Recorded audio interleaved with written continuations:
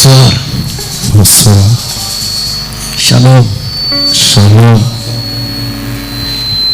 Que le Seigneur bénisse beaucoup Baba Mungu anibariki pour être venu encore devant de lui ce soir.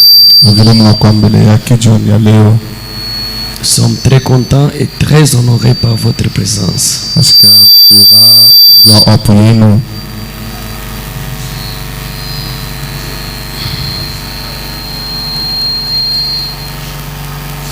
Je vous invite à vous tenir debout. Aniomba msamlie yule. Lisons ce qu'on a lu mercredi. Tusomeni ile tulisoma siku ya tatu. Je suis convaincu que vous avez été bénis le mercredi. Natikisha kusoma siku ya tatu mlikuwa wenye kubarikiwa. Qu'il lui plaise de nous bénir encore ce soir. Qu'il lui plaise de nous bénir encore ce soir. Il me fraîche. Marc 11, 12, 14, 20, 23. Je vais lire comme cela. Le lendemain, après qu'ils furent sortis de Béthanie, Jésus y faim. Apercevant de loin un figuier qui avait des feuilles, il alla voir s'il y trouverait quelque chose. Et s'en étant approché, il ne trouva que des feuilles, car ce n'était pas la saison des figues. Prenant la parole, il lui dit que jamais personne ne mange de ton fruit. Et ses disciples l'entendirent.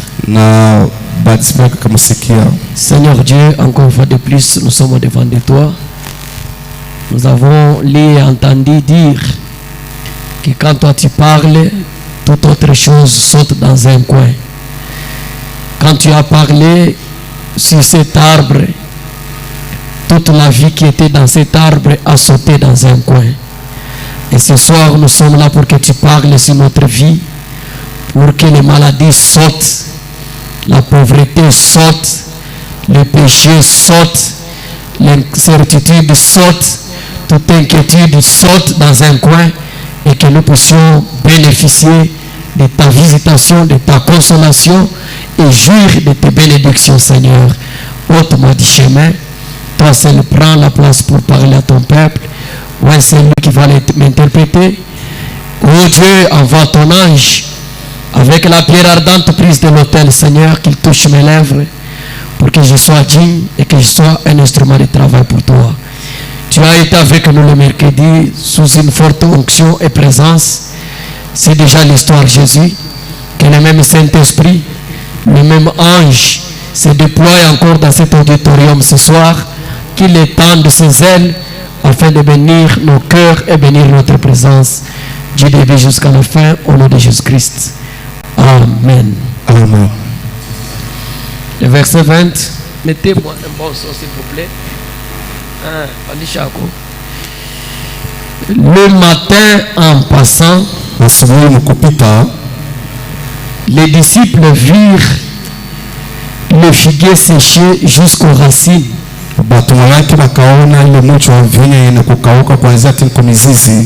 Pierre, se rappelant ce qui s'était passé, dit à Jésus, Rabbi, regarde le figuier que tu as maudit a séché. Jésus prit la parole et leur dit, ayez foi en Dieu. Je vous le dis en vérité, si quelqu'un dit à cette montagne, ôte-toi de là et jette-toi dans la mer, et s'il ne doute point en son cœur, mais croit que ce qu'il dit arrive, il le verra s'accomplir. Amen. Amen. Nous sommes là encore ce soir pour nous partager tukakutana jioni ya leo ndio tumebatana kidogo de ce petit sujet nikishina kidogo que nous avons intitulé ile tulipanga le monde de Dieu dunia ya Mungu ou bien les domaines de Dieu. wala makazi ya Mungu. Je crois le mercredi wazia siku ya tatu je n'ai pas pu chuter avec les écritures. Shikuisha na miandiko. La présence de Dieu était là. Wapo wa Mungu ulikuwa hapo. Vous savez quand nous parlons c'est pour qu'il fasse son entrée. Mnajua wakati tunasema ndio tunafanya kuitoa ingie. Pour qu'il fasse son entrée. Ye ingie. Et quand il descend, kama anashuka, on se tient debout. On salue sa présence. On le laisse faire tout ce qu'il peut faire. On n'a plus encore à lire. C'est ce qui s'était passé. Je n'avais pas encore fini. La salle était magnétisée. Alors, l'écriture que nous venons de lire, c'est une écriture de grande envergure et de grande importance. Et je peux dire de grande nécessité. C'est cette écriture qui a déclenché la création des écureuils en 59. Frère Branham dit, quand il était dans les bois, dans la chasse, après qu'il avait déjà chassé sans trouver aucun animal, il a commencé à méditer sur la parole de Dieu. Subitement, Marc 11 lui est venu à l'esprit. Le 23e verset qui dit, je vous dis en vérité, si quelqu'un dit à cette montagne, ôte-toi de là et jette-toi dans la mer. Quand cela est entré dans son esprit, Branham a commencé à méditer. Il a commencé à se poser des questions. Il s'est dit, si par hasard, un croyant me pose la question sur cette écriture, et qu'il me disait, est-ce que Frère Branham, c'est possible ça? Branham me dit, en lui là, quand il se parlait, il dit qu'il a résolu que je répondrais que c'était possible de l'autre côté.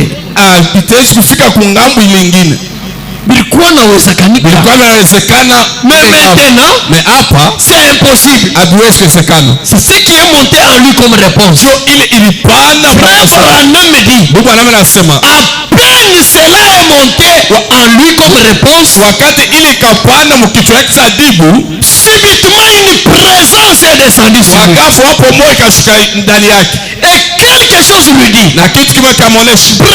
Branham, qu'est-ce que tu viens de dire? Qu'est-ce que tu présentes comme réponse?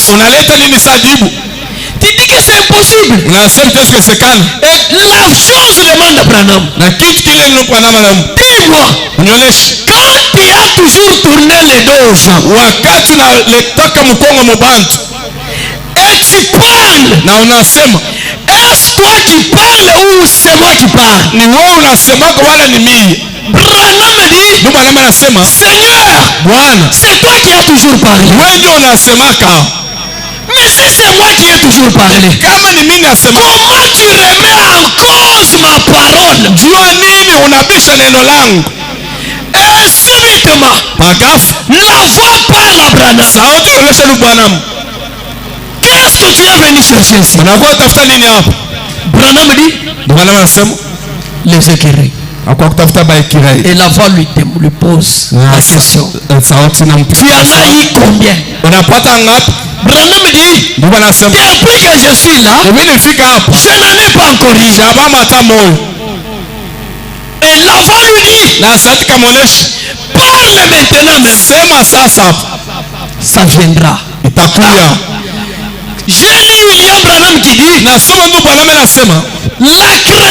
des écureuils, c'est plus que Josué qui arrêta le soleil.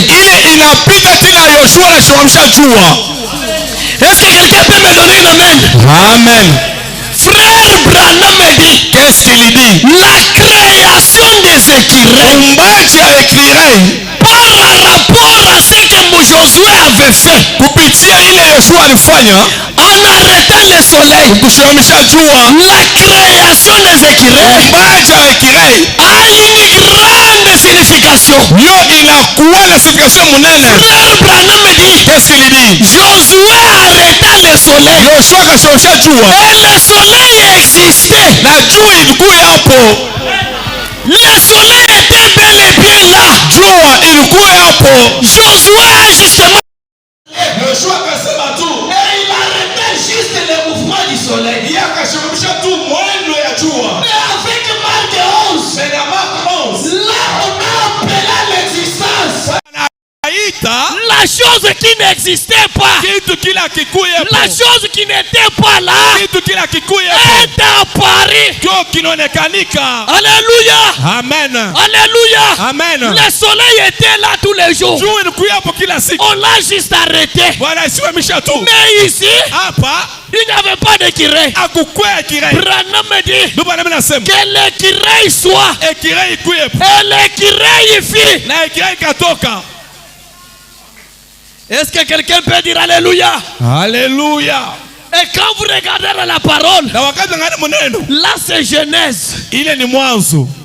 Que la lumière soit Yuo ikuye et que la lumière fit. na wakati hapo. Ça, Ile c'est le monde de Dieu. ili inakuwa ni dunia ya Mungu.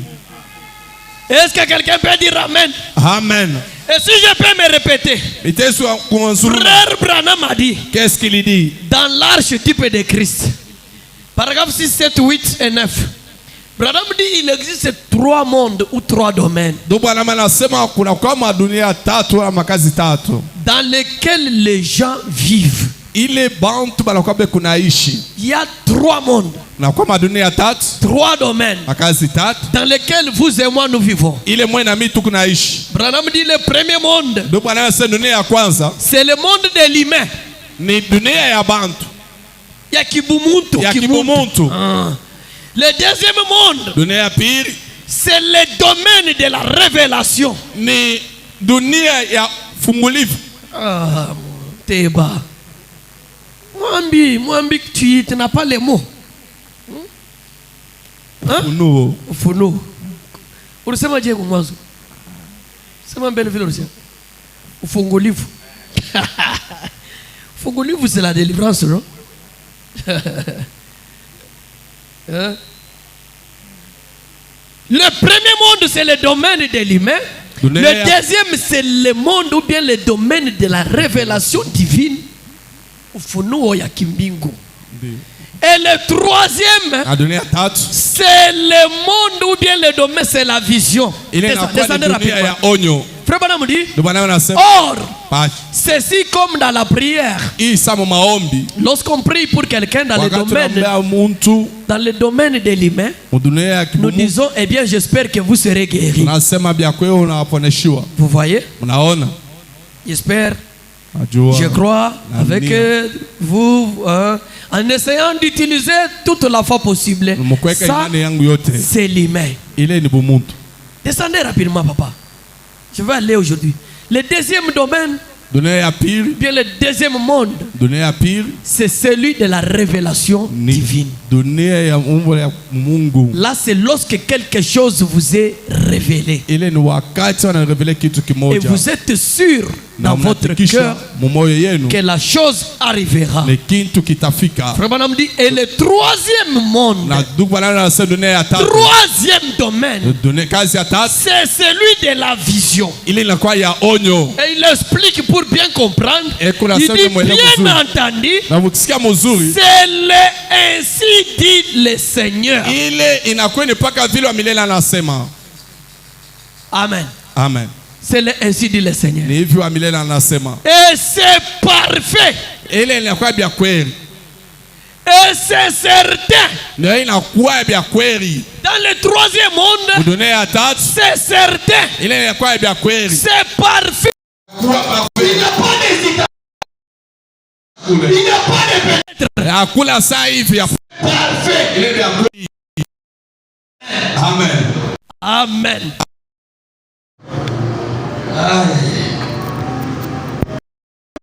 Je fais 2 heures en parlant ici devant les femmes mariées. J'étais tellement épuisé.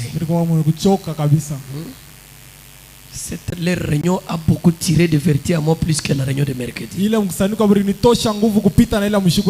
Ok. Suivez-moi bien pourquoi je parle du monde de Dieu. Frère Branham me dit, qu'est-ce qu'il dit?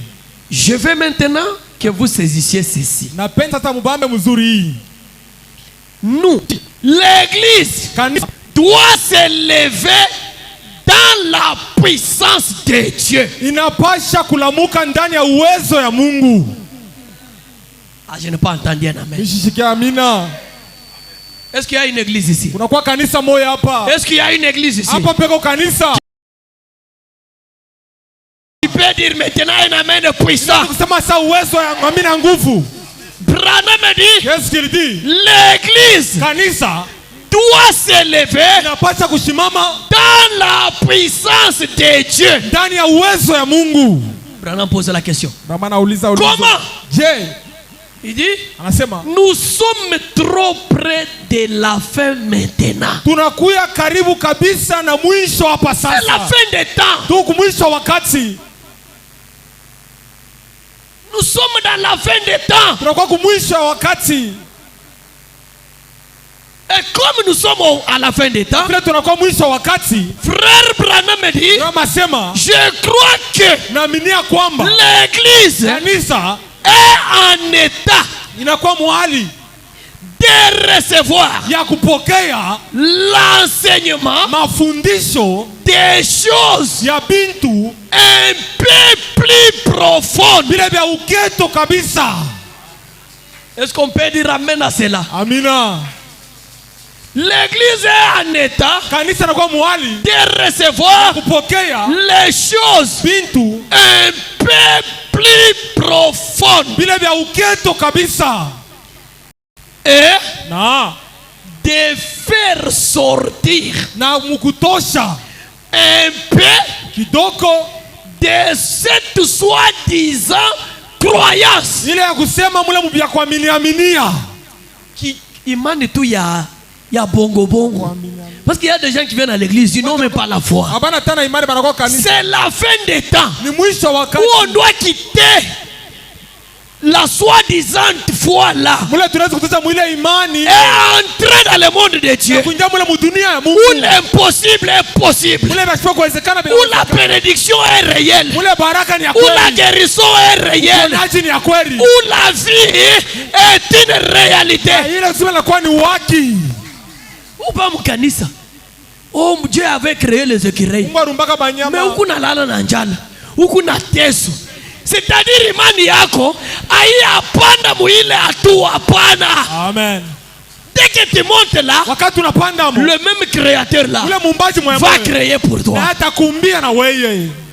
Frère Branham me dit, c'est le temps de sortir de cette soi-disant croyance. Et faire quoi? Afin d'entrer dans quelque chose. Alléluia. Amina. Sortir dans les illusions et entrer dans quelque chose de réel.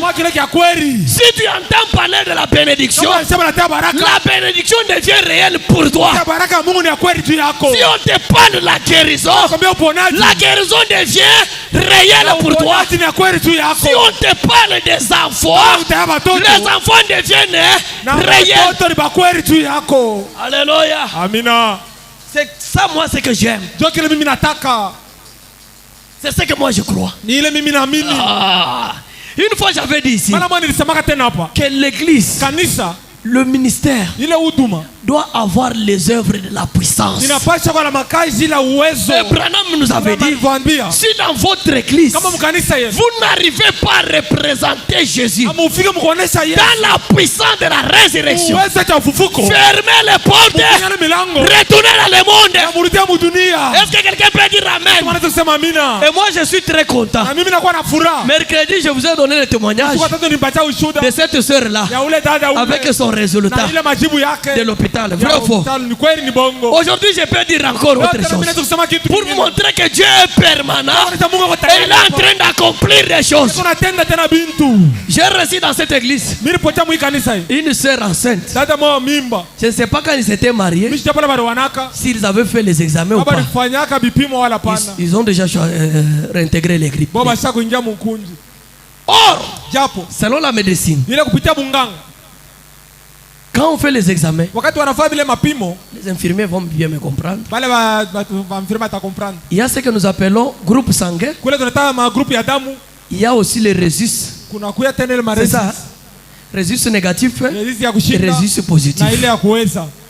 Maintenant, Sasa si une femme kama tu mwanamke a le résus négatif, anakuwa na ile ya kushinda, c'est ma moins. anakuwa na ile ya moins. Point plus na moins. Résus plus moins. Resist moins. Jeune sœur banamoa nenda kubukweri banafanya examen iko na résus négatif. Selon la science, Kupitia majifunzo, c'est un danger. ile ni hatari. Kama anapata mimba et que la grossesse en elle, Na ile mimba ndani ya ule mtoto eko ndani mwake eko na résus plus, c'est un danger. yeye ni hatari. C'est un danger. Ile ni hatari. J'ai visité même les Google, j'ai lu ça. Google mimi naona. C'est une grossesse risquante. Ni mimbo ya hatari ya boka. Lors de l'accouchement, Ile wakati ya kuzala, le sang de l'enfant, Il le est- résus de l'enfant va entrer dans le sang de la maman. damu ya mtoto Et damu la ya maman va mama. développer les anticorps, les antirésus plus. Na ule mama anapaswa kutosha ile ya please. Munamuna ya kusema ataanza kuzala batoto beko nakufa. Na kama shitira attention hata yeye anaweza kupita kanika. C'est ça le cas qu'on avait ici. Ndio ile mambo tu. Maintenant pour pallier à ça, njia ya kubaita kuile. le traitement Ile matunzo ampoule moja inakalaka $120. Ya ile traitement. Ya ile mambo ile. Kama mbingaga banapenda kuede mu niveau ya hapo. Il faut ampoule moja. Misho kama tezo kuanjikia ngapi? Ampoule moja ku $120. Maintenant j'ai reçu un cas comme ça. ninapokea mambo ya vile hapa. Et le couple là était Na agité. ile ndoa ilikuwa na boka pale. On a dit, Inasema, on a dit, balijibu, j'ai dit, walisema, venez à la maison de inasema, Dieu. uko mbele kunyumba ya Mungu. Ils sont arrivés ici. Barifika hapa. Dieu est descendu là par. Mungu anashuka anasema, Faites ça, faites ça, faites ça. mfanye Ils sont mfanye partis. hivyo anarudia. Depuis mercredi, Tangia shuka tatu, mon téléphone a sonné. simu yangu inalia. Papa, la soeur a déjà les douleurs. J'ai dit, ok, j'ai pris. Bibi yako na maumivu hapa mkale Non, non, non, mercredi, ça n'a pas. Ils sont partis à la maternité. Wanaenda kule kwa maternité. On a contrôlé, l'école, c'était encore, c'est 1 centimètre. Ce n'était même pas encore 1 centimètre. Ilikuwa 10 cm. J'ai dit, restez à la maison. Sembakia kunyumba. Hier, on m'a appelé ici. Jana bananita hapa. Je suis venu, Mimi nakuya. j'ai prié Naomba. sur la sœur. Badada. J'ai dit, allez-y. Mimi nasema mwende. À peine quitté, arrivé à la maternité, Banatoa watu walifika maternité. on fait l'examen, Banapima tena. on teste l'école, c'est 4 centimètres. Banapima 4 Ils cm. m'ont demandé, papa, on reste? J'ai dit, restez alors. Tubakia sambaki yake Et basi. vers 1 heure, Musa ime. le médecin avait dit, Banga barisema c'est très risquant. hii ni ya On ne sait pas comment ça va se Hatujua faire. vitafika. Il faut mouser les dents. Pasha mundu. Moi, j'ai dit à ce couple-là, Non, présent, non. mita yam. Mirubambia se mchunga ile $120, mutujie bafle. Kama mtoto anakufa bibi anakufa munibambisha hata kunibambisha. Mais ile makuta mutujie nini? Bafle. Mais quand je vous parle, Hapa ananiambia. à 1 heure, Une heure. j'étais couché profondément. Misha kulala nguvu. Mon kabisa. téléphone sonne. Simu yangu inalia. C'est ma femme qui me donne le Bibi téléphone. yangu Je anapata regarde, je dis, simu anaangalia hivi. c'est quoi? Ni nini? Anakufa? Anakufa?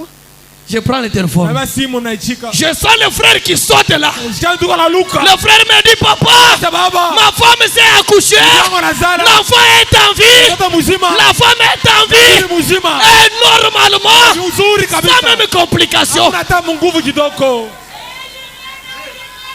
Ça c'est quoi? Ile ni nini? Le monde de Dieu. Ile dunia ya Mungu. Et dans ce monde-là, Ile dunia. ça confond même la médecine. Ndio inavurusha na Le banganga. médecin peut dire, Banganga anaweza kusema. mais quand nous entrons dans ce monde-là, Ile dunia. nous sortons avec les contraires. Toka na vile vya kuachana na majibu Est-ce yako. que quelqu'un peut dire Alléluia? Sema haleluya. Est-ce que quelqu'un peut dire gloire à Dieu? Gloire à Dieu. J'ai toujours dit ceci. Mimi nasemaka paka hivi. Munyakize biote. Munyakize biote bile munaweza kunyakize. Munitai vyote ile mtanisema. Eko kabwabwa. Oh, eko kusema Eko sema. natusema. Oh, hivi hivi. Eko bishilani. Mais amutandi akize que mishina na Mungu hapa. Amen. Ça j'accepte. Ile miote mine. Accusez-moi de tout. Unichongea vyote. Mais njoo ya Mungu asema inapaje. Bien ça. Na shetani atakusomea. Amen. Alléluia. Amina. C'est quoi ça? C'est entrer dans quelque chose de réel. La guérison est une réalité. Le miracle est une réalité. La bénédiction c'est une réalité. Entrons dans cela.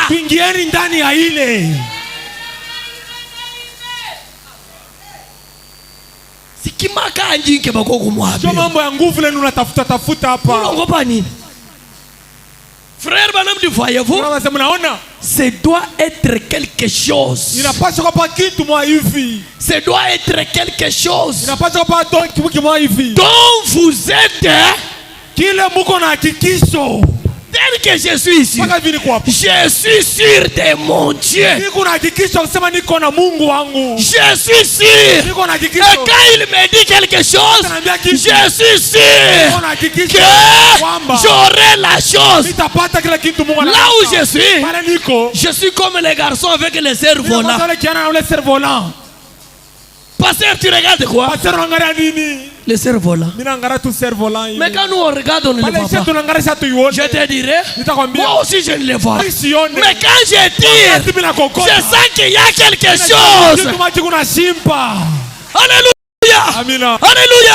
Avec le regard physique, je ne vois pas. Mais quand je tire, je sens les secousses. Je sens la vibration. Je sens la réalité quelque part. On doit entrer dans le monde de la réalité. Et ce monde-là, c'est le monde de Dieu. Est-ce que quelqu'un peut dire Amen? Et pour entrer dans ce monde, frère Branham me dit Israël en Égypte. Donnez-moi un peu ça. Je veux baptiser les gens ce soir. Il faut baptiser les gens pour entrer dans ce monde. Parce que ce n'est pas n'importe qui peut entrer là-bas. C'est un monde à part. On va lire. Et quand vous entrez dans ce monde, vous devenez une autre personne. Tout en somme. Frère Branham me dit Israël en Égypte. C'est dont les gens ont besoin. C'est dont les gens. C'est quoi? C'est d'un baptême de cervelle. Alléluia. C'est d'un baptême de cervelle. En plus du baptême d'eau. En dehors du baptême d'eau que vous avez déjà eu, pour entrer dans le monde de Dieu, il vous faut le baptême de cervelle. Kukutosha doute, kukutosha kushakia, raisonnement, inquiétude, na peur. Et là, tu vas entrer dans un monde où les choses sont réelles. Vraiment, c'est juste. Très bien. Excusez-moi, excusez cette expression tranchante. J'aimerais vraiment la pénétrer, la laisser pénétrer. Emma, wambie ole frère ole, misha mwambi, ondoka mwoneshe kwa kamu aulize bafle. Acha kuuliza. Shimuzambi mwenzi. Mungu achakutenda. Est-ce qu'il y a encore des doutes? Florian, est-ce qu'il y a des doutes? Kwa $120, kama walikuanjikia par exemple 4 ampoules, utatosha ngapi? Hallelujah. Amina. Yimwinjile Mungu wao. Mina chunga mwingine. Nous allons faire les réunions, les témoignages amers. Tutafanya ushuda ila mwingine Mungu wabukaji mulembele. Chunga mwingine naye tasema tena. Alléluia. Amina. Frère Branham me dit. Qu'est-ce qu'il dit? Nous voulons un réveil. Tunapenda si ile uamsho. Qui veut le réveil? Tunapenda uamsho. Et le réveil. Frère Branham me dit. C'est Dieu qui agit en puissance. Qui veulent voir Dieu agir en Na puissance? anapenda kuona Mungu tena Qui muwezo. veulent voir le réveil? Na anapenda kuona uamsho. Que Dieu vous donne la puissance alors. Mpatie uwezo japo. Que Dieu vous donne la foi. Mpatie na imani. Frère Branham dit nous voulons un réveil. Tunaweza tunataka ile uamsho. Frère, Ndugu, il faut remuer les choses. inapasha kutingiza bintu. Avant de pouvoir le faire, Mbele ya kufanya vile, il faut chasser Satan. inapasha mbele kufukiza shetani. Satan. Kufukiza mbele shetani. Le doute c'est du Ile Satan. bubishi na boni kwa shetani. La peur c'est la malédiction. Boka ni laana. Il faut chasser ça. Inapasha fukisha. Frère Branham me dit, Tunasema, ne faites pas de manière avec lui. usifanye mapatano wala mazungumzo naye. Usimubembeleshe. Amen. Soyez maître chez vous Ukuye mwalimu kwako et restez ferme. na bache kamilifu. Frère Branham me dit, Tunasema, j'ai dit combattre mimi naisha kumanisha partout dans le monde fashote mudunia et tout autre chrétien na wale bakristo wote qui wengine ait jamais soutenu la cause de Dieu bana wakabaisha mambo ya Mungu doit se battre avec lui. banapaswa kumanishana naye. Mais si vous savez où vous vous tenez Na kama unajua pale unasimamia et que ce que vous savez est la vérité, na kile unajua sema ni ukweli que kwamba c'est ainsi dit le Seigneur, ni vile Bwana anasema, vous pouvez vous y tenir. munaweza kusimama mzuri. Kama kilo unafanya unajua que c'est le ainsi dit le Seigneur, Ndivyo amesema Bwana. que 1000 montent à droite, Mingi bapande kuume que 10 000 à gauche, na wengine kushoto. te disant que Anasema ça ne doit pas arriver. Vita, vita. Mais comme toi tu sais que unajua c'est ainsi dit le Seigneur, ndivyo amesema tu Bwana. dois rester tenace là. Unabakia na usalama mzuri pale. Est-ce que quelqu'un peut dire Amen? Mtu anaweza kusema amina. Donnez-moi l'ensevelissement. Nous sommes léo. Donnez-moi l'ensevelissement. Paragraphe 11, frère Branham dit. Mstari cha 11 ndio unasema, Premièrement, mbele cha kwanza nous aimerions attirer votre attention tunapenda mbele kokota anga yenu pale pa kutokushinda kwa neno ya Mungu. Ile dunia ya Mungu, ile dunia ndivyo imesema Bwana, na ile ndivyo imesema Bwana, la parole infaillible de ni Dieu. neno asipo kushinda ya Mungu. Et frère Branham dit, Tunasema nous aimerions attirer votre attention tunapenda mbele kokota anga yenu sur l'infaillibilité de la parole de Dieu. pale pa kutokushinda kwa neno ya Mungu. Branham dit, Tunasema Dieu Mungu tient sa parole anashika neno yake à la lettre. mpaka vile iko Mumanuta yote. mumanukta yote Mubipande vyote. yote. Dieu tient sa parole. Mungu anashika neno yake. Et ce soir, Na hii magharibi, est-ce que nous sommes le soir? tuko magharibi, Et ce soir, na hii magharibi nous voulons fixer nos pensées tunapenda kuweka mawazo yetu là-dessus. pale juu.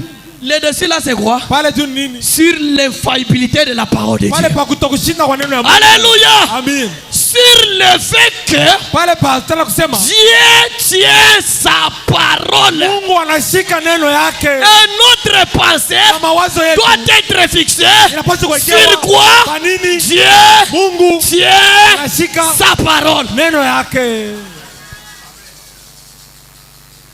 Amen. Amina.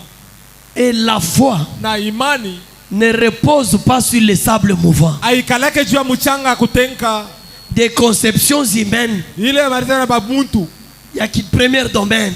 La foi n'est pas dans ça. Imani amuna Ou muhimu de la théologie de l'homme. wala majifunzo ya muntu, Mais elle trouve son lieu de repos lakini akona nafasi ya kuikala définitif ile yake sur les rochers immuables pale pa mwamba asipo kushinda de la parole éternelle de Dieu. pa neno ya milele ya Mungu. La parole. Neno Est-ce que vous êtes là? jo pale uiko. Donnez-moi maintenant 50. Toujours la même Pesa prédication. makumi tano Je vais commencer déjà à entrer dans Ninafika kuingia le fief de la chose.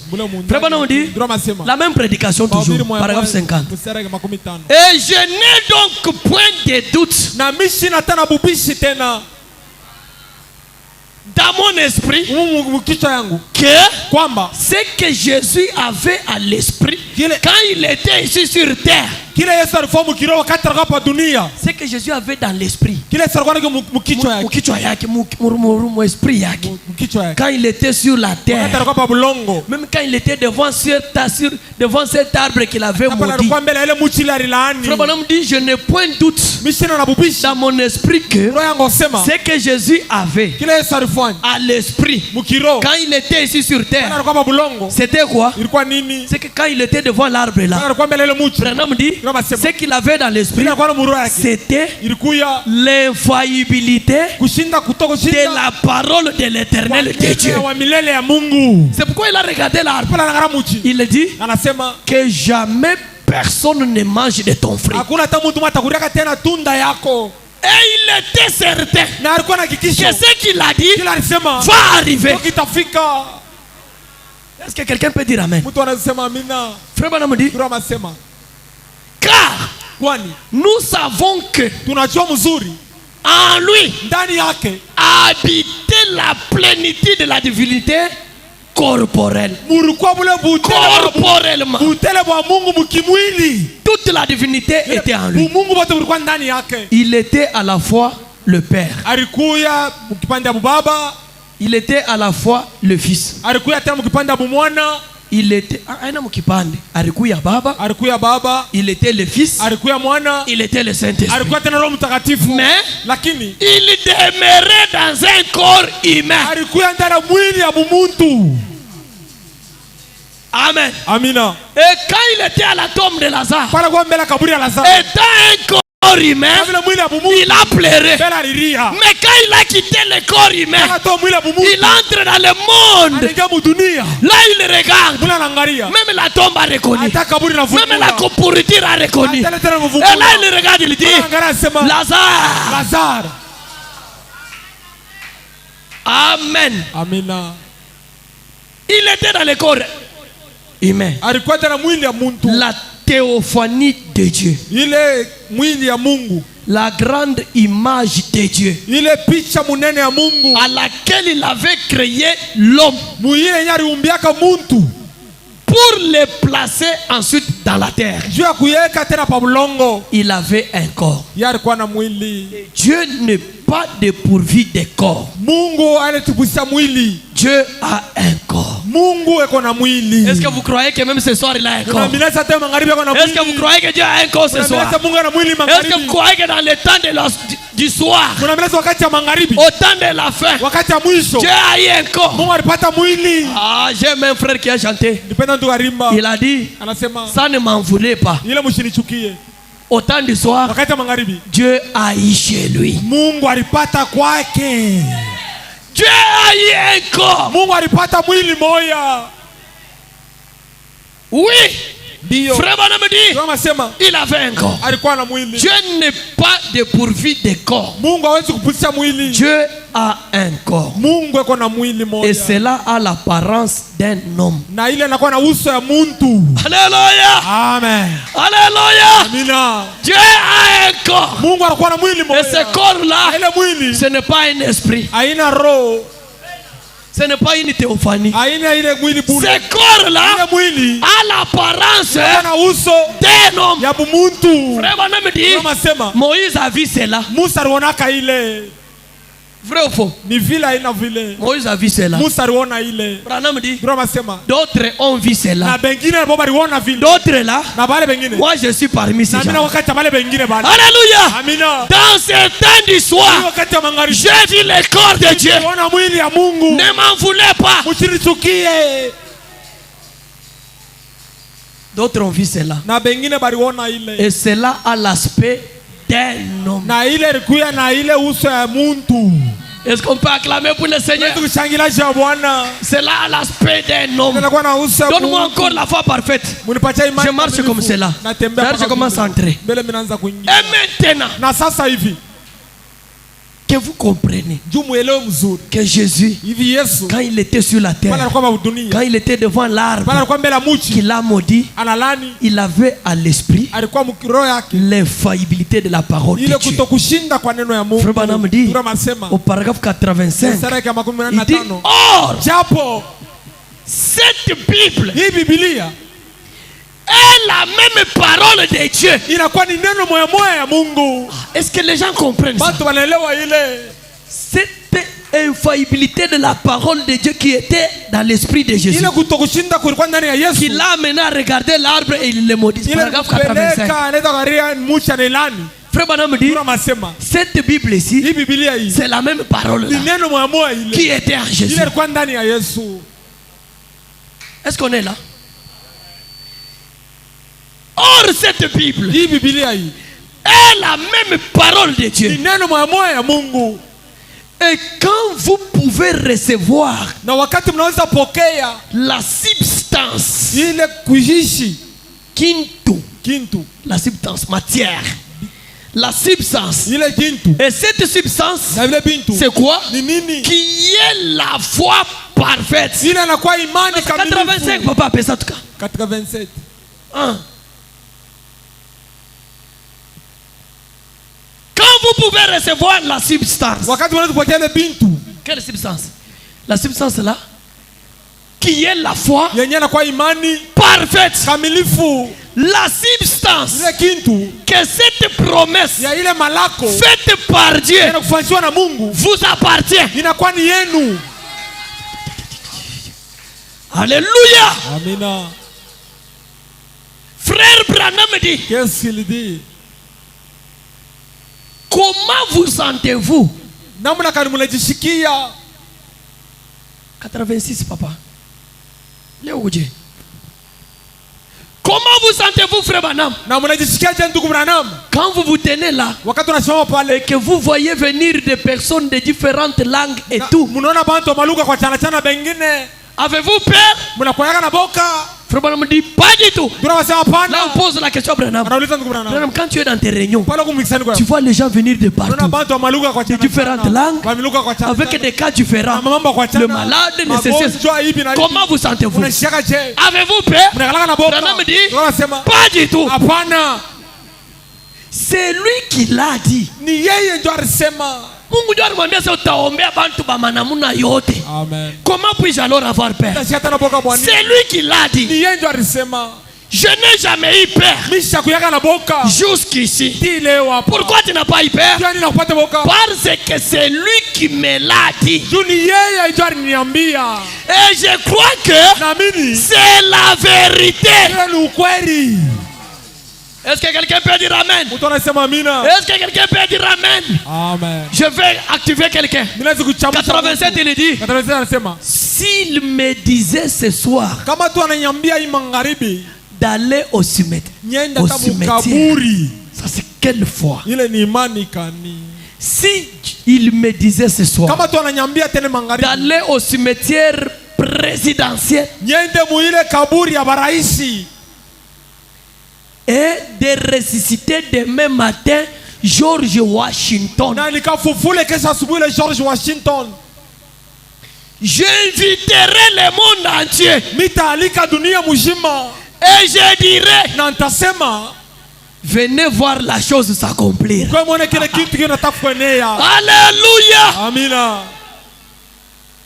Allez ressusciter quelqu'un au cimetière. Utafufule mtu atamu kaburi. Branham dit j'inviterai les gens. Sasa nitaita bantu wa Mais si moi il me dit kama tu ananiambia cette année hii mwaka tu vas acheter la parcelle, utauza mpango, vous aurez la parcelle de l'église, utapata mpango kanisa. je dois avoir peur, Tashikia boka. je dois avoir le doute, Tashikia boka bishi. je dois réfléchir. Tawaza. Non, Hapana. je dirai partout que cette année on va acheter la parcelle. Tutauza mpango. Et pour acheter la parcelle, Je kuuza mpango. il faut qu'il bénisse quelqu'un ici. Inapasha bariki mtu moja hapa. Il faut qu'il donne l'argent à quelqu'un. Inapasha bache mtu moja hapo. C'est pourquoi je suis là ce soir, Maana iko hapa magharibi. pour te tirer Ndio kokota. du monde de doute, Mule mudunia mubishi des kutosha. peurs et des raisonnements, Kutoka na mawazo. afin d'entrer dans le monde de Dieu Kuja mudunia ya où Mungu. la chose deviendra une réalité. Kitu kitakuwa cha kweli.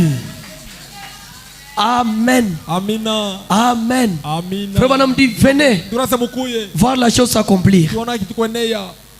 Faites venir tous les critiques Muite bale wote kutukana. possibles Yote et wanakosekana. mettez-les là autour. Na mubaweke pale karibu. Et vous allez voir la gloire de Na Dieu. mwe mtaona utukufu ya Mungu. Et moi je vous dis aussi, si vous croyez cette parole ce Kama soir, unaamini neno magharibi. vous verrez la gloire de Dieu. Utaona utukufu ya Mungu. Frère Branham dit, Tunasema il dira, Abatasema mettez cette chaise mweke kile kiti à cet endroit pa ile fwashi afin que vous puissiez vous asseoir hivi muikale et vous reposer na mpumuzike un petit moment. wakati mwa kidogo. Il sera là dans un moment. Ya atakuya hapo wakati kidogo. Aussitôt que je l'appellerai. Na wakati mimi tamuita tu. Moi muikale pale.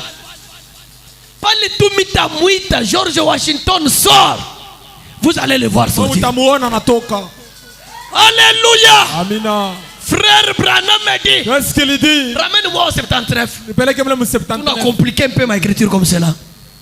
Si pour kama juu un mort déjà, Branham dit, si Dieu me le dit, j'inviterai les gens. Je n'aurai pas peur. Je n'aurai pas de doute ni de raisonnement. Je leur dirai, amenez vos caméras, amenez des journalistes, amenez des critiqueurs, mettez-vous là-bas. Vous allez voir. Frère Branham dit, et si vous aviez le cancer, oui, ou quoi pas ça? Si vous aviez le cancer et que le docteur vous ait dit hier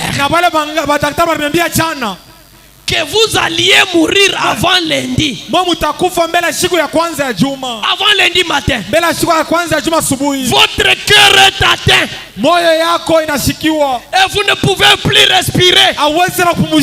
Le cancer vous a rongé complètement. Votre circulation sanguine s'est entièrement transformée en cancer. Quel que soit votre état et que quelque chose vienne avec la substance. Alléluia. Amina. Je ne sais pas si mon peuple a compris. Branham dit 6 mois. Dieu me dit, va au cimetière, appelle George Washington à ressusciter. J'inviterai les gens. Je ne raisonnerai pas. Maintenant il se retourne contre vous. Il dit, si vous êtes là et que le médecin vous a dit, vous n'allez pas arriver lundi, ton état s'est déjà dégradé. Peu importe la maladie que le médecin peut avoir. Frère Branham dit, pendant que le médecin t'a dit ça et que quelque chose vienne avec la substance de cette foi véritable. Frère Pierrot, est-ce que vous comprenez? Oh l'attention, oh ceci, cela. Pendant que tu es dans cet état-là, si quelque chose, une substance vient en toi avec la foi véritable et que la foi parfaite devienne une substance en vous, qu'est-ce que vous allez faire? Frère Branham dit, vous ririez au nez de ce docteur-là. C'est que pendant que le docteur te parle là, quelque chose monte en toi. Quelque chose te dit, malgré mon état, je ne mourrai pas. Frère Branham dit, je regarderai le médecin, je rirai sur lui. Est-ce que quelqu'un peut rire sur les sorciers qui ont dit qu'il ne transportera pas les enfants? Est-ce que quelqu'un peut rire sur la famille qui t'a maudit? Est-ce que quelqu'un peut rire sur les amis qui t'ont abandonné? Frère Branham me dit, je rirai malgré leur déclaration. Monte encore, papa. Je vais rigoler. Comme je l'avais dit mercredi, le docteur est un homme.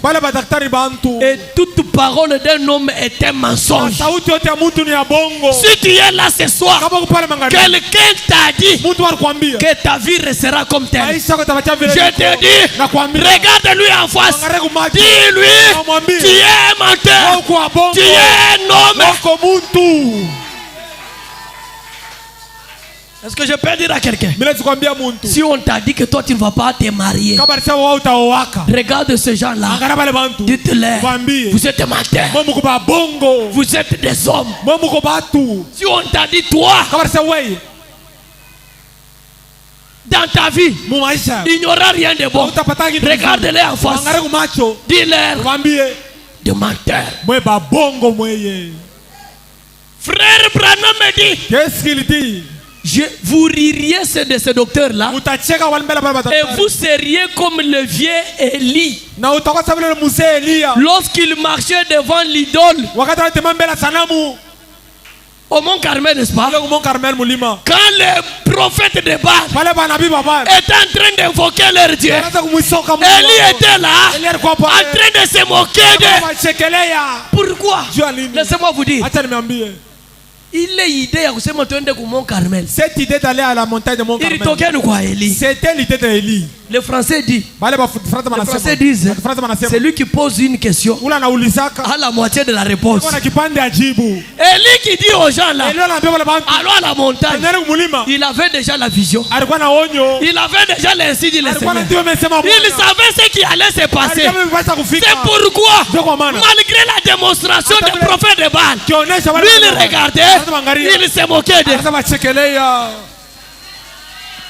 Parce que lui, il vivait dans un monde à part. Il savait la chose. La Bible dit, il a dit au prophète, criez fort. Peut-être il est en voyage. Jean-Jacques. Comme on criait quand on était chez Tatumou Tombola. Yes, ouais. Le prophète de Baal. Yes, ouais. Ils ont crié. Il n'a pas répondu. Élie s'est moqué encore. Il a dit, achetez de l'âme. J'ai de l'âme ici. Achetez de l'âme à rasoir. Incisez-vous. Peut-être quand il verra le sang, il va agir. Ils se sont coupés de blessures. Est-ce qu'il était sorti? Élie avait la chose. Et il connaissait la chose. Et je te dis ce soir, si tu as déjà cette chose-là, ne te tracasse pas. Même si on te montre que cette tombe ici, c'est déjà creusé pour toi. Regarde-les, dites-les, vous allez entrer là-bas. Moi je n'entrerai pas là-bas. Alléluia. Vous serez comme le prophète. Qui marche, lorsqu'il marchait devant l'idole et disait, pourquoi n'appelez-vous pas? Pourquoi n'appelez-vous pas un peu plus fort? Peut-être qu'il est occupé. Wabonzambi juu occupé, wetu tetu katu occupé to. Wetu mwakubi kila wandamuna. Watu ela kayanda upweka. Alléluia. Amina. Frère Branham me dit, il savait ce qu'il allait faire. Car Dieu lui avait dit ce qui allait arriver. Moi Dieu m'a déjà dit ce qui va arriver. Hata unaniloka je, même si tu m'as sorcelé comment, kwa kunikuri hautafaa je, pour me manger tu ne me mangeras jamais.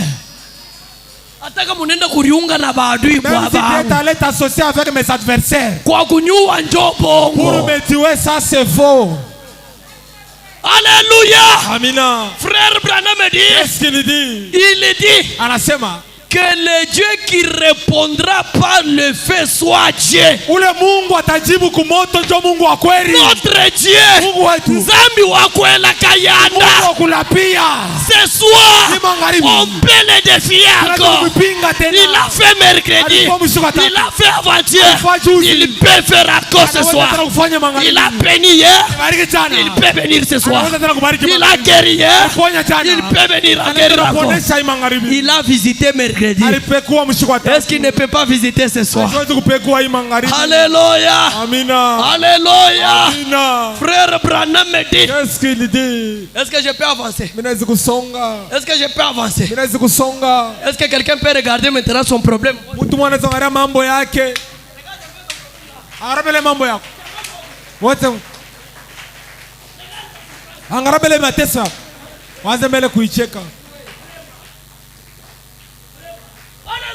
Amina. Je te dis, nakwambia, Dieu va changer la vie de quelqu'un. Mungu atabadilisha maisha ya mtu. Dieu va faire quelque chose pour quelqu'un. Mungu atafanyisha mtu mambo. Frère Branham me dit en instant, donnez-moi 112. Unipatie tena simia. Tuwe le mot matière pinyo tu créer chintu. Tuumbe kitu kimwa hivi. Tu créer chintu. Tuumbe sasa. Frère Branham me dit. Qu'est-ce qu'il dit? Le Jésus là. Ule Yesu ule. Qui avait l'infaillibilité de la parole. Ule alikuwa anakutokushinda kwa neno. Quand il était devant la parole, devant l'arbre sans fruit. Bila matunda. Qu'est-ce que Branham me dit? Branham me dit. Ramasema. Jésus. Yesu. Vivait. Anaanza kuishi. Tout bas là. Qu'on lise ensemble. Rapidement papa. 112. On venait mbenesha kwa bantu na shiba satu mjilo. Bariki kwa bantu toba tatu magharibi. Kala mkeje mkulele. Mais lakini Jean-Jacques, écoutez ça. Cédric, vous êtes là? Jésus vivait dans un monde. Yesu anaanza kuishi mulimwengu. Notre sujet c'est le monde. Maintenant, quand Jésus était là, Branham me dit, Jésus vivait dans un monde que personne ne connaissait. Alléluia. Amina. Un monde que personne ne connaissait. Écoutez, il était dans un monde étrange. Monde wapa bwendes.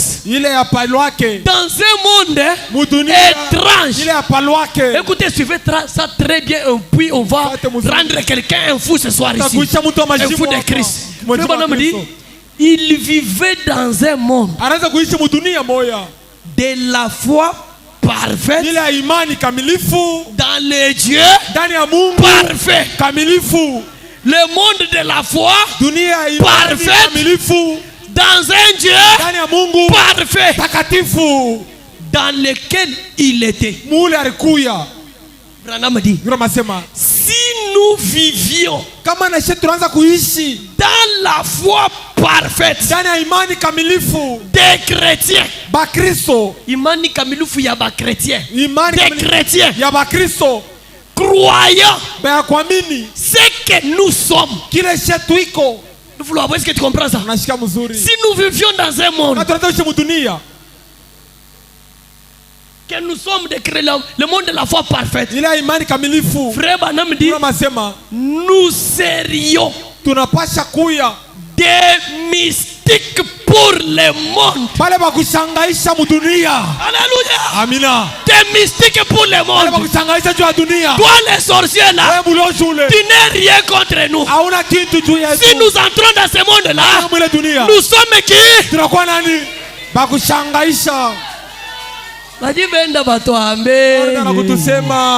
Ce n'est pas les fétiches.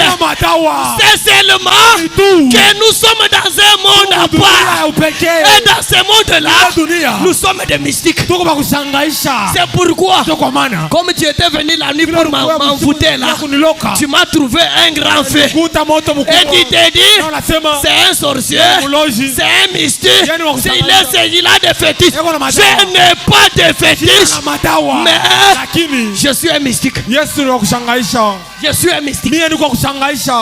C'est pourquoi je vous ai toujours dit, nous sommes plus que les magiciens. Nous sommes plus que les sorciers. Nous disons qu'on te donne la foi parfaite pour que tu sois un mystique. Alléluia. Amina. Frère Branham me dit, si nous vivions par la foi parfaite, nous serions des mystiques pour le monde. Salut et paix, c'est lui qui a tout. Dis-lui, sois un mystique. Sois un mystique. Et les gens ne nous comprendraient pas. Alléluia. Dans ce monde-là, on devient des mystiques et les gens ne nous comprennent pas. Beko napanga sema mwenji fulani tutamupata. Ile mwenji nafika abakuone. Laissez-moi arriver, ne te vois pas. Bana kutekea dawa mbalabala fulani. ile siku banateka wewe unaendea njia nyingine. Et il se pose les questions, il est comment? Alléluia. Amina. Banapanga ya kama yeye tutampata ni kuhii mimba anapata hii. Unafika wakati ya kuzala, foso ile utazala. Nabo na weye amubielewa. Amen. Banapanga ya kama hii mwaka na vile itaishi. Yeye ni paka machonzi kwa machonzi. Ashitakura bien. Mefoso ile Mungu atakuwa kukurisha na bobe yenyewe banashanga. Frère Branham a dit, qu'est-ce qu'il dit? Vous marcheriez dans l'esprit. Mutatembea mukiro. Yero. Vous marcheriez dans l'esprit. Banapanga babandi mu balabala. Pala tatoka kukaja atapitia hapa tumwasasine. Unakuwa unapita. Aba kona. Usha kwenda. Banakuwa kubambia sasa tunapatana na yeye kwa pale. Karipita hapa. Frère Branham a dit, qu'est-ce qu'il dit? C'est que l'esprit dirait, kile roho itasema, vous le feriez. Na mama utaifanya. Ce qu'il interdirait, kile atakataza, vous ne le feriez na pas. mama utaifanya bwana. Alors, sasa les gens bantu commenceraient à dire, batanza kusema sema sasa. Message yabo beko paka na madao. Sindio vile wanatusema kwa beba message ni madao. Ils ne nous comprendront pas. Batatuelewa pana. Frère Branham me dit, qu'est-ce qu'il dit? Il insiste encore. Anasema tena tu. Vous seriez mutakuya une personne mystique pour eux. Mtu wa kushangaisha juu yabo. Alléluia. Amina. Soyez des mystiques ce soir. Soyez des mystiques pour vos familles. Soyez des mystiques au marché. Soyez des mystiques dans les quartiers. Soyez des mystiques partout. Est-ce que quelqu'un peut me donner 3 amens puissants? Je n'ai pas entendu. Un mystique de ce côté, donne-moi 3 amens puissants. Amen. Amen. Amen. Est-ce qu'il y a une sœur mystique aussi qui peut crier très fort pour la gloire de Dieu? Merci Seigneur. Merci Seigneur. Frère Branham me dit, c'est ainsi pour tous les croyants. Est-ce qu'il y a des croyants ici? Est-ce qu'il y a des croyants ici? Branham me dit, ils sont des mystiques pour des gens.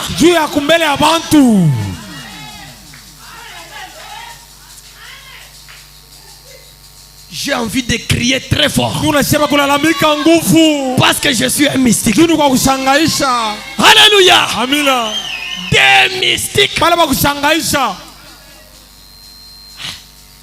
que mystique n'est pas kushangaisha? Il est qui terme qui a Swahili qui a bien nikile. Toi mystique. Mtu wa mystique kama nasema mtu wa mystique. Ni kushangaisha. Au bisi haina tu terme. Ça une grande nuance en français.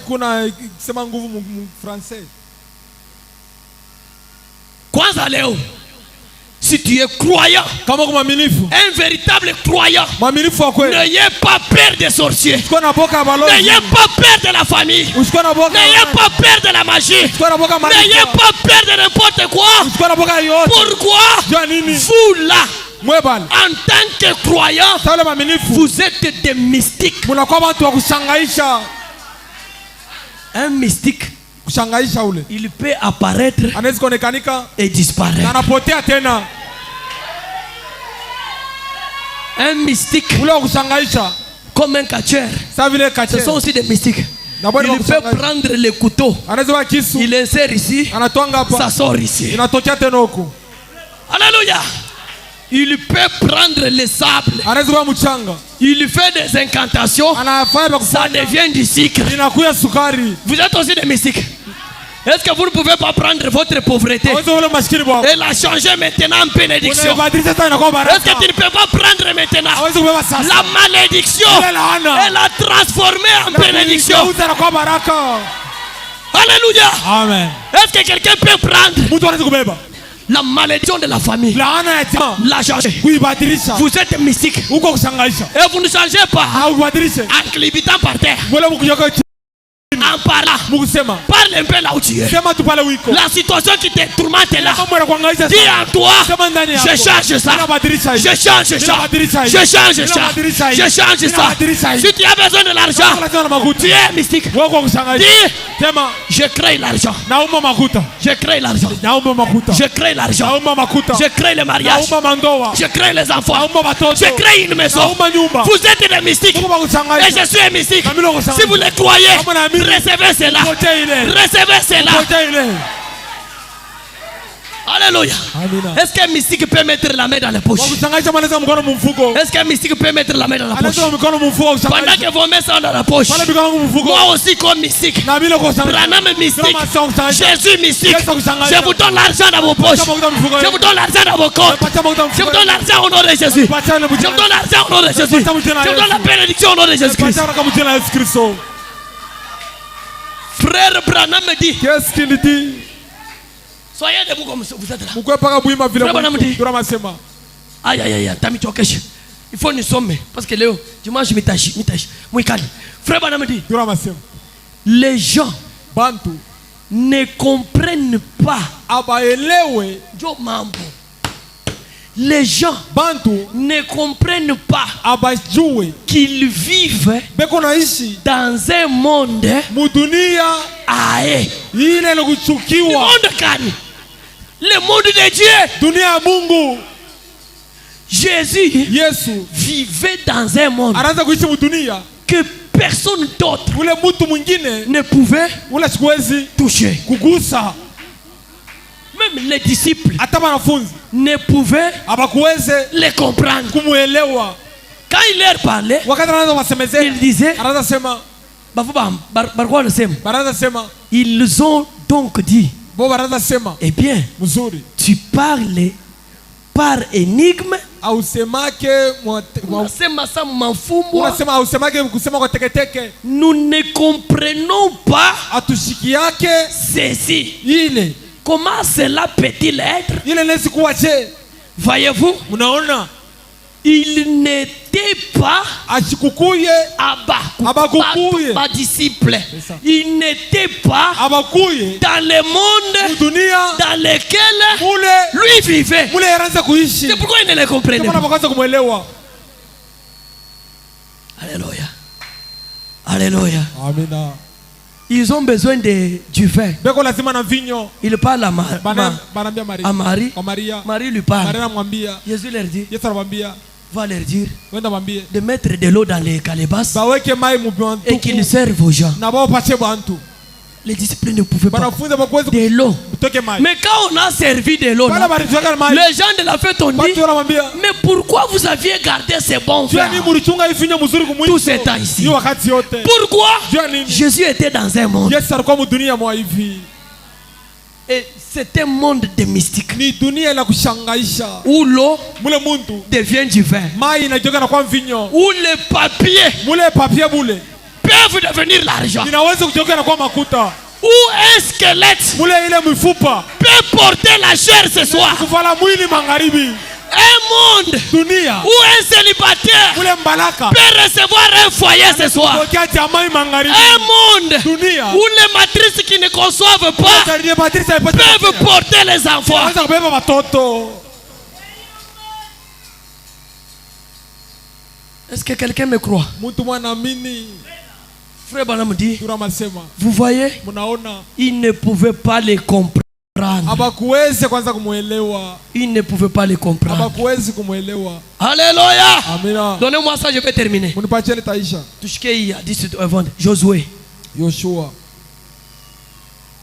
Josué, le voyant guerrier. Yeshua Kilobo, Branham aussi a vécu dans un monde à part. Et il était un mystique. Frère Branham dit, au paragraphe 23, il dit, je connais une institution qui n'est pas très loin d'ici. Est-ce que les mystiques peuvent acclamer pour le Seigneur? Ah, quand j'ai compris ça, qu'on me taxe de féticheurs, de ceci et de cela, je n'ai plus à m'en faire.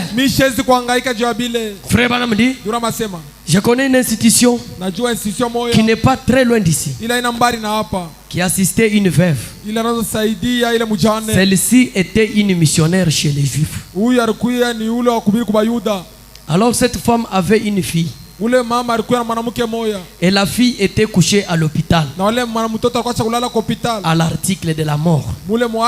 Elle était inconsciente. Son irémie avait été empoisonné après la naissance de son enfant. C'est-à-dire, irémie, c'est-à-dire l'iré est entré dans le sang, ou bien acide. L'acide est entré dans le sang. Et ça l'avait amené à l'article de la mort. Elle était mariée à un jeune homme catholique. Et ce jeune homme avait crié au Seigneur. Je veux dire, il avait crié dans le message. Et son enfant, l'un de ses premiers enfants, avait été guéri. Et selon, quand vous lisez dans les détails, c'est que son premier enfant était malade. Il avait cherché Branham. Branham avait prié pour l'enfant. Et l'enfant était guéri. Maintenant, c'est sa femme qui est malade. À l'article de la mort. Branham dit, j'étais alors en dehors de la ville. À mon retour, ils m'ont demandé de bien vouloir aller prier pour cette femme. Eh bien, j'y suis allé. Il y avait là un prêtre. C'est que pour gagner le temps, frère Branham arrive. Il trouve que sa belle-mère était catholique. Elle était partie prendre un prêtre catholique. Et le garçon, lui, était parti prendre Branham. Maintenant, tous deux se rencontrent à l'hôpital. Le prêtre est venu. Et le prêtre, quand il est venu, c'était avec l'huile de la mort.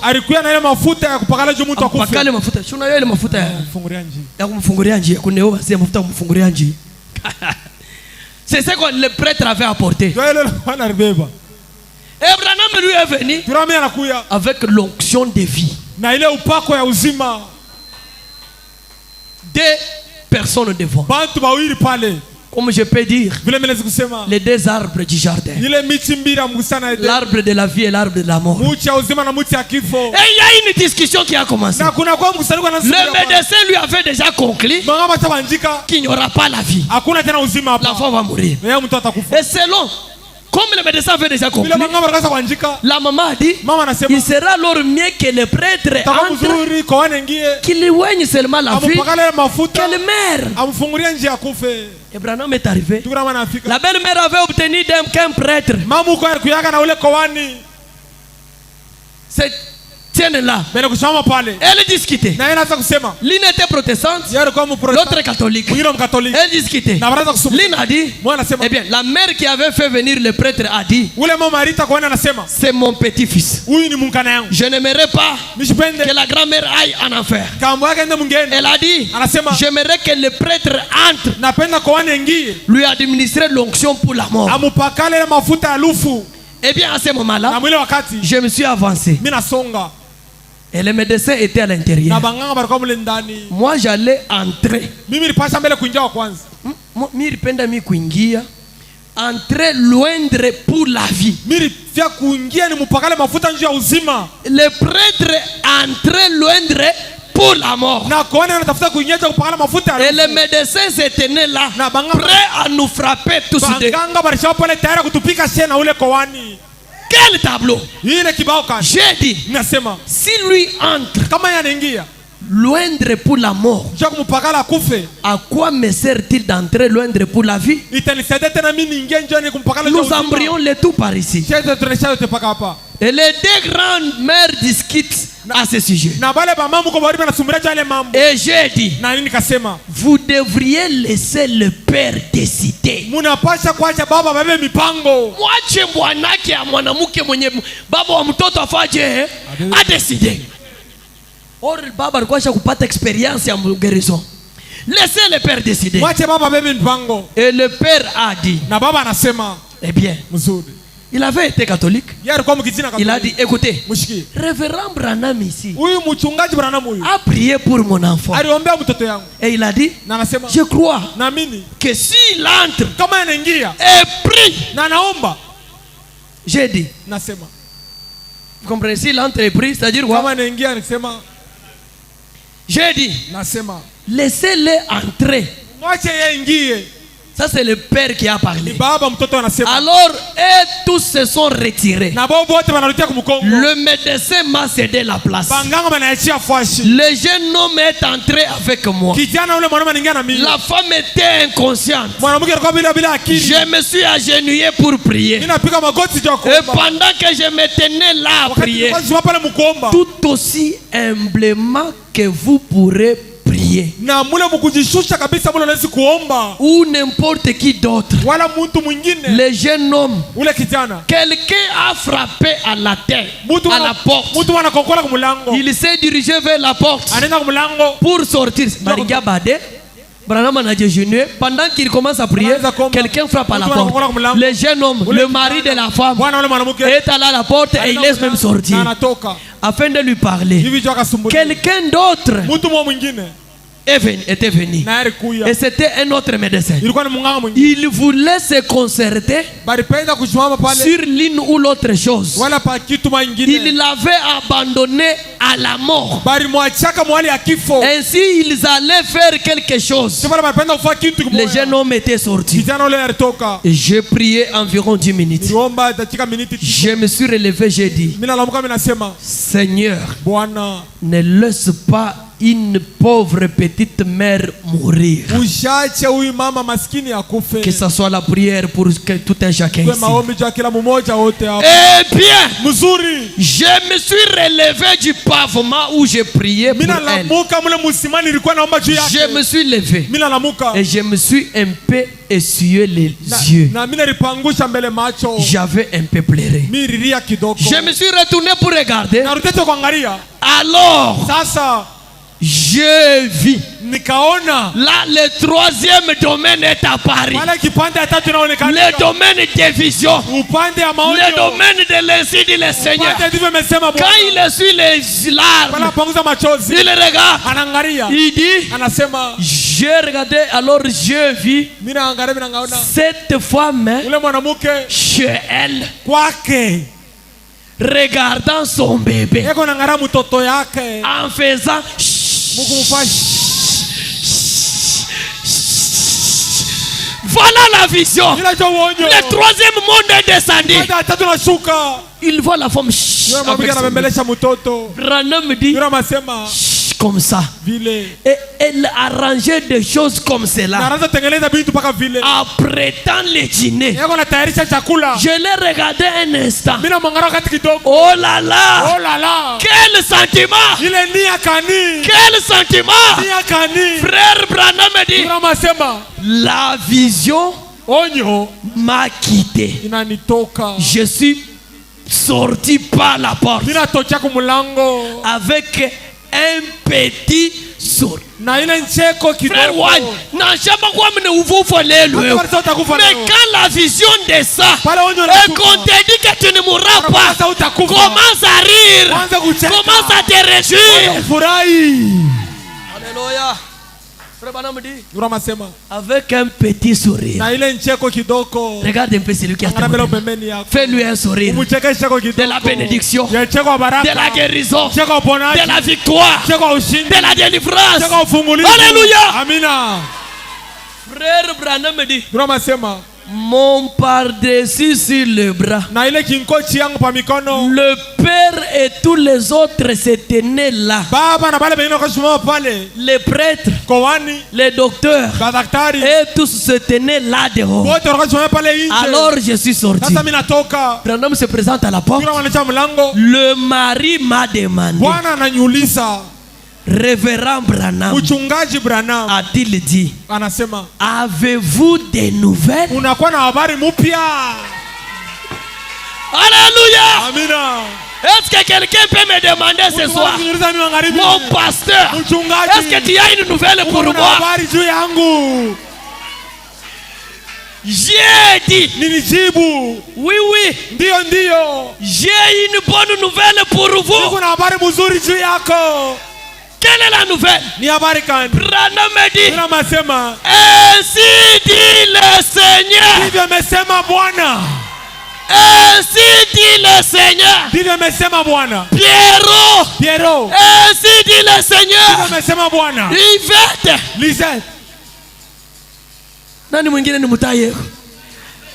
Floriana, Gloria, ainsi dit le ndivyo Seigneur. amesema Bwana. Votre femme va rentrer chez elle, Bibi yako atarudia kwacha kunyumba rétablie. na mwele kupona. J'ai dit, Nikasema Branham continue encore la nouvelle. anaendelea tena habari. C'est là où vous perdez la foi. Ni pale mnapotesha J'ai imani. dit. Nasema Là donc, hapa son état va s'empirer. hali yake itapita na pale biko. Utaona mbele krizi inakubamba. Unaona saa Mungu ashinda mubintu. Unaona mambo sabi binalabika. Son état va s'empirer. Hali yake itapita na vile eko. Et je dis, avant l'aube, Mbele ya kubukachike on va lui mettre le pile moteur. na batamweka Pile moteur ni appareil sans oxygène. batamweka ile Njoo kupandisha. batamweka mpepo. Respirateur, pile moteur. On va le mettre même. Shikia ainsi dit Batamweka na Seigneur kusonda. natoka. Mais Mungu anasema mbele atengia tina Na kusonda. kusonda kama ni kusonda kama ni oxygène. Car Kwani son pouls sera très bas. na muziki wake kutoka chini. Mais ai-je ajouté, Na bila ongeza. après cela, Kisha ile elle s'en remettra. atapona. Frère, Nduku. crise ile unapata ile aina ndio itakuua. Wewe. Après cette crise, tu vas te remettre. Watasimama. Après cette situation-là, Mambo ile. tu vas remonter encore. Si vous le croyez, commencez même à remonter. Kwanza kupanda tena. Commencez à remonter. Kwanza kupanda tena.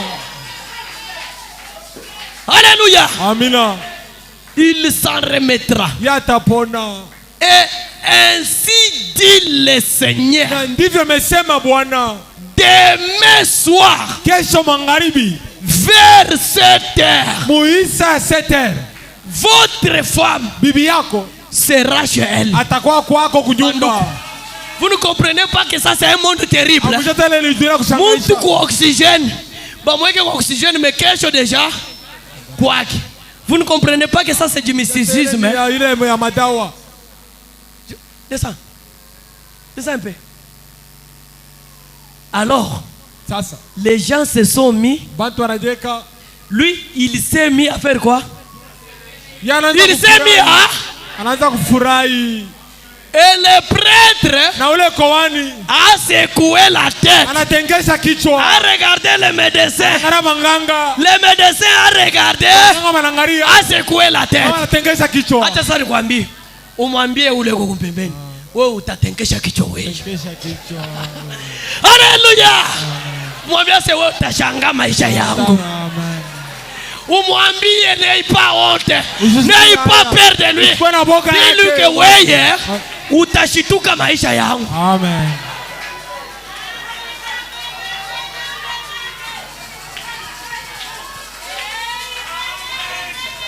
Aushikia hata mubaya. Aushikia hata mubaya. Hein? C'est-à-dire quoi? Médecin Daktari. na prêtre Na koani. banangariana. Banafanya.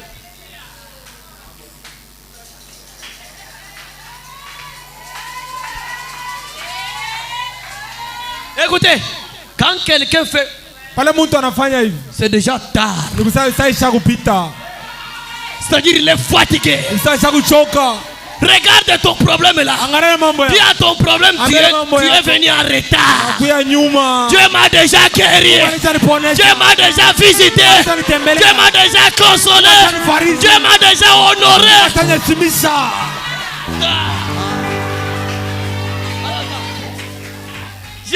Je me sens bien. Est-ce que vous comprenez? Ici, moi ça m'a fait du bien. Le médecin regarde. Le prêtre regarde. Anaanza kuvala na yeye tutasema je?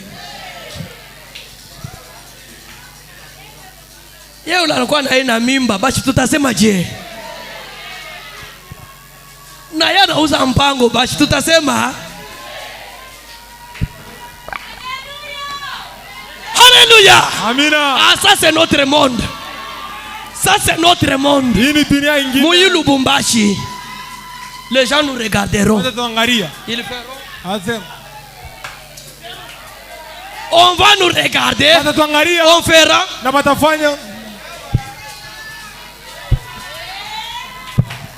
C'est quoi ça? Je vais dire quoi? L'identité de quelqu'un va changer. Le statut de quelqu'un va changer. L'image de quelqu'un va changer. La situation de quelqu'un va changer. Si vous le croyez, que Dieu vous l'accorde. Que Dieu vous l'accorde. Que Dieu vous change.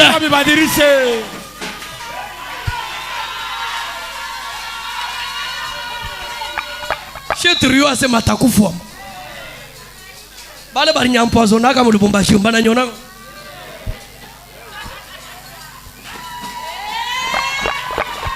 Encore mashiko. Bena nyona kabori kakeupe. Oh. Alléluia. Frère Branham me dit. Qu'est-ce qu'il dit? Et il est descendu comme affolé. Na alishuka sabila mazimu. Shikia pale. Shikia nikupatie secret. Banamwambia sema kesho bibi yako atafaje? Lui il a saisi ça. Il est descendu comme affolé. Je les ai donc regardés jusqu'à ce qu'ils étaient passés. Le père du jeune homme s'est avancé et a dit: écoute fils, n'avons-nous pas assez de non-sens?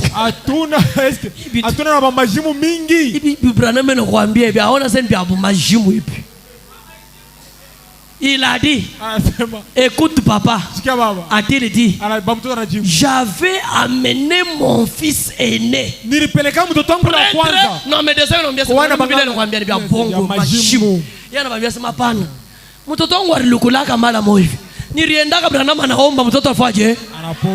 cette fois-ci, si Branham a parlé avant, la chose doit arriver. Ataka malari kabongo Mungu ashia kutunza kwa. Frère Branham dit, et vous savez que c'est la vérité. À frère Branham, il a dit, il a prié pour lui au moins 4 ou 5 fois. Est-ce que tu le bien? Et je l'avais amené ailleurs. Il ne s'était jamais rétabli. Là, il parle. Et il avait des pieds bottes. Il a dit: un jour j'étais là avec quelqu'un d'autre. Et pendant qu'on était assis dans une pièce, frère Branham m'a dit qu'en 24 heures, le pied de mon enfant se redresserait.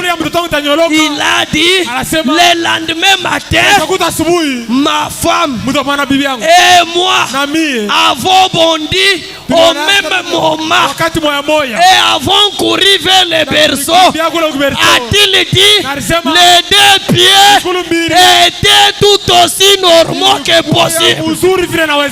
Il a dit, puisque frère Branham a dit, qu'est-ce qu'il a dit?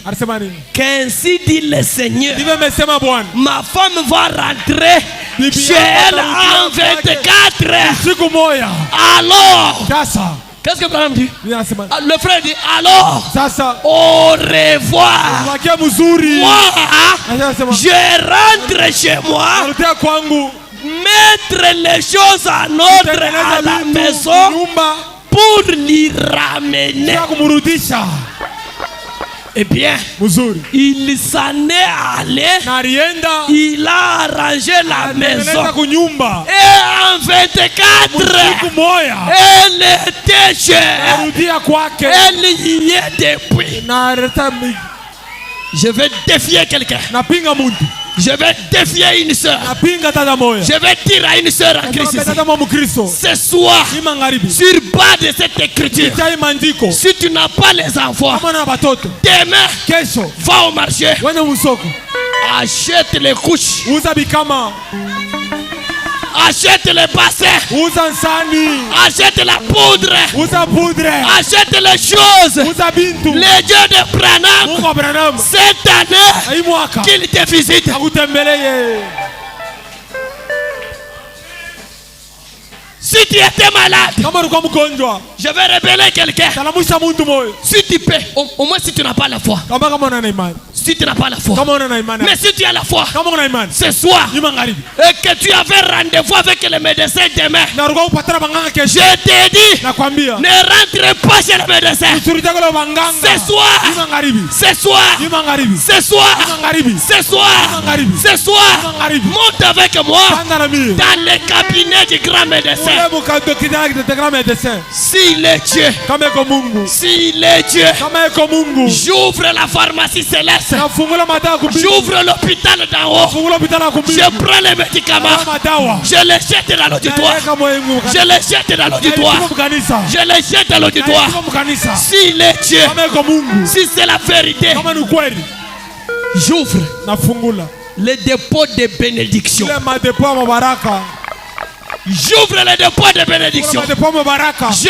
prends nabeba l'argent, makuta, le travail, makazi, les affaires. biashara, Je viens avec ça. biashara bia, Je vais vous les donner en argent. biashara mujina, Je vous les donne maintenant. biashara mujina, Au nom de Jésus-Christ. mujina Yesu Kristo. Soyez bénis ce soir. Mufarijiwe magharibi, Soyez libérés ce soir. Mufarijiwe magharibi, Soyez consolés ce soir. mufarijiwe magharibi. Écoutez, Shikia, même s'il n'y avait pas à manger dans la maison, hata kama uko vyakula kunyumba, dis ce soir, sema tu magharibi, toi la famine, we njala, au revoir. tunalakana na wewe. Est-ce que quelqu'un peut dire au revoir? Tunalakana À l'hôpital, au revoir. kwa hospitali Au bora, revoir la maladie. krizi au Au revoir, revoir la pauvreté. majira au Au revoir, revoir la malédiction. malana au Au revoir, revoir les soucis. wale mawazo, Au revoir les soucis. au revoir mawazo, Recevez la joie. pocha furaha, Recevez la joie. pocha furaha, Recevez le succès. pocha la Recevez le bonheur. pocha baraka, Recevez la paix. pocha amani, Recevez la bonne santé. pocha afya njema. Je n'ai pas à lire encore une autre station. Sasa mata maandiko nyingi, Quelque part encore. Fatima tena, Frère Branham prie pour une personne. anamwambia mtu mmoja, Il dit, anasema dans 48 heures, mshiku mbili, la personne sera à la ule maison. mtu wa nyumba, Le médecin dit, Branham anasema c'est faux. ni bongo, Ça ne peut pas arriver. haitafika. Branham regarde le médecin. Anamwambia, Il lui dit, anamwambia, comme tu as douté, vile unabisha, je diminue les heures. napunguza masaa, Je diminue les heures. napunguza masaa, Ce n'est pas encore 48 heures. anataka mshiku mbili, Dans 24 heures, mshiku moja, il sera à la maison. kwa nyumba, Ce soir, ni magharibi, ce soir, ni magharibi, je diminue. napunguza, Je diminue. napunguza, Je diminue. napunguza, Je diminue la période de souffrance. Je diminue encore. napunguza tena, Si tu doutes, je diminue encore. napunguza tena, Si tu doutes, je diminue encore. napunguza tena, Et recevez la chose. pocha kitu vile. Amina. Est-ce que quelqu'un peut dire je reçois? Tuna tena jereso, Est-ce que quelqu'un peut dire je suis guéri? je suis guéri, Est-ce que quelqu'un peut dire je suis délivré? Est-ce qu'une sœur peut dire je reçois la visitation? je reçois la visitation.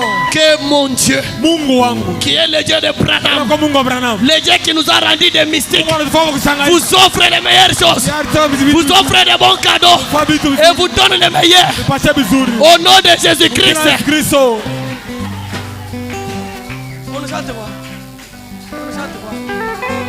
Crois seulement, crois seulement, tout est possible. Crois seulement, crois seulement, crois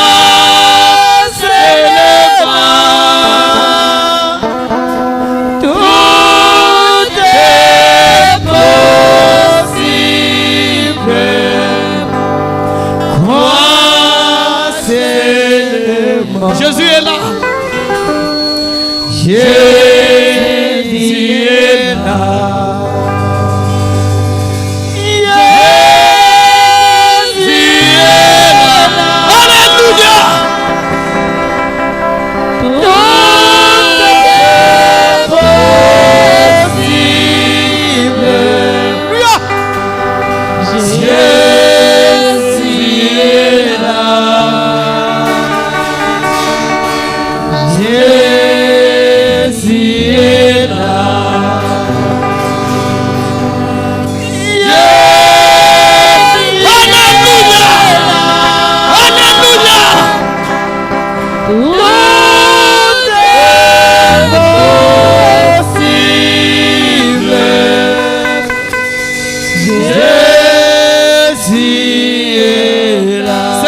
crois.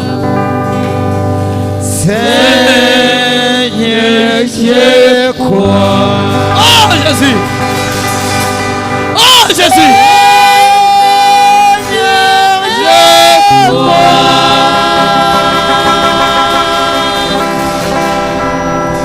Tout est possible.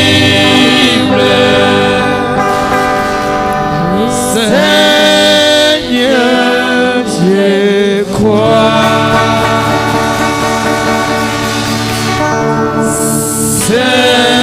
Seigneur, je crois. Jésus, je reçois. Seigneur, je crois. Alléluia. Oh Jésus. Tout est possible.